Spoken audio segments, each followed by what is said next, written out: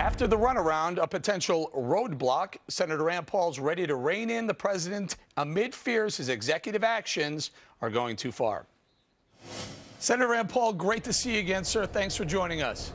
No problem. All right, so a lot of has been made recently of President Obama promising to use his executive pen and his executive phone, whatever that means. Not really sure what that means. And, sir, you've pushed back on that. But I believe there's some new news here that you say you're going to you plan on introducing some legislation making sure that you can overturn executive action. Can you explain that?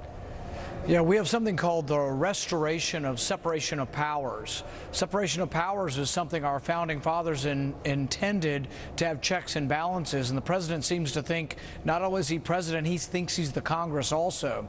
So our bill would give people standing, congressmen as well as individual citizens standing, to sue the president and say, look, you're not allowed to pass laws, you're only supposed to execute the law. But right now it's difficult to get standing in court to try to ask the Supreme Court their opinion on this. So my legislation would make it easier to sue the president over him basically trying to become a king and not just a president. Sir, when do you plan on introducing this legislation?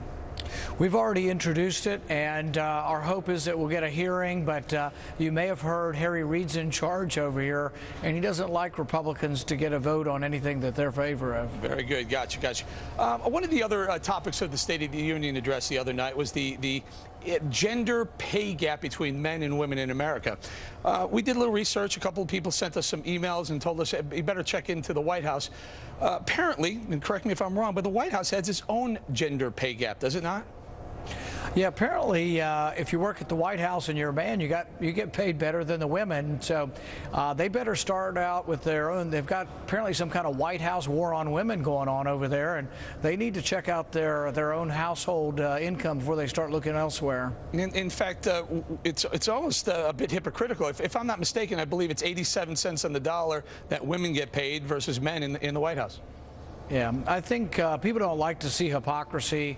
The Democrats have been coming up with this and saying one party doesn't like women and they do.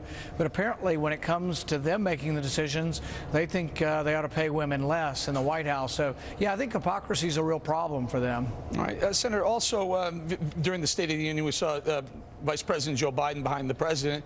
The following morning, yesterday morning, he hit the talk show circuits, and he talked about his thoughts for 2016. Can we roll a little soundbite of that?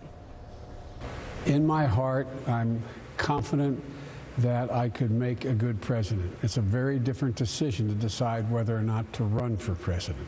And there's plenty of time to do that. I've not made a decision to run. I've not made a decision not to run.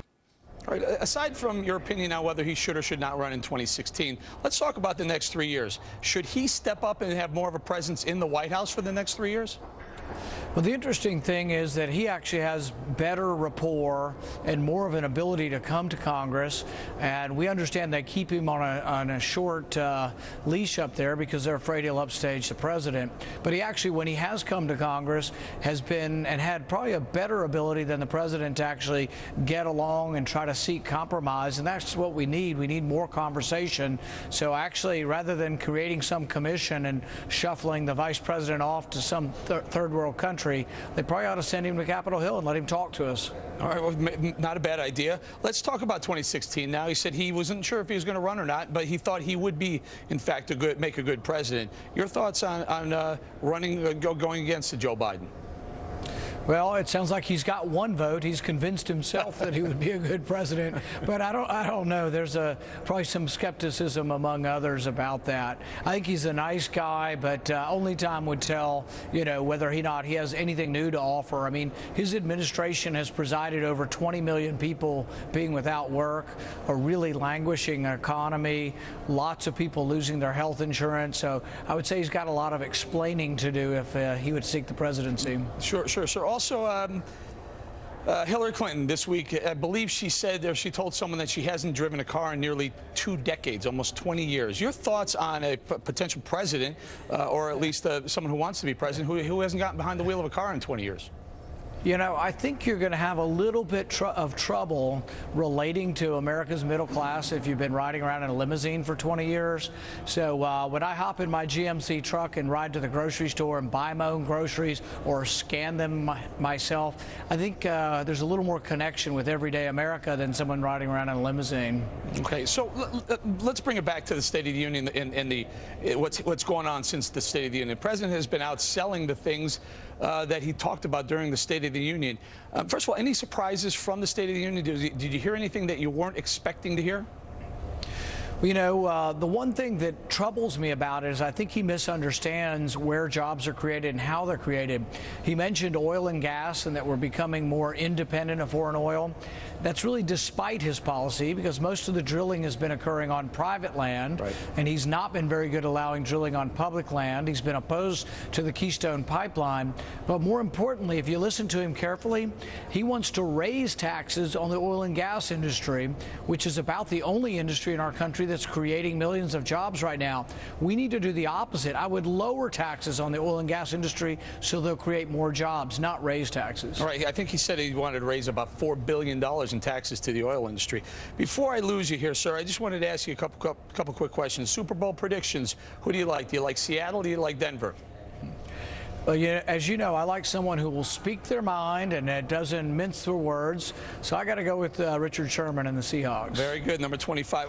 And I'm going to set up my next question by playing this soundbite first from Hannity the other night. Take a listen. Both of you have had an intramural struggle with prominent Republicans. You invited Governor Chris Christie to a beer summit. Oh, no. We're all one big happy family now. Is that right? It's all over? It's all under the bridge. I mean, it's all under the bridge? We have all got, we're all getting together now. No pun intended? We are all getting together now. We're going to be a big happy party out there. So very smooth, sir. Under the bridge. I get the joke there. Okay, so back to the Super Bowl prediction. So Super Bowl Sunday's happening just a few hours from here, right across the river. You expecting any bad traffic in New Jersey? You know, my hope is that everything goes very smoothly, everybody gets safely in and out, and I'm not going there, Eric. All right, under the bridge. Senator Rand Paul, thank you very much for joining us. Appreciate your time. Thank you.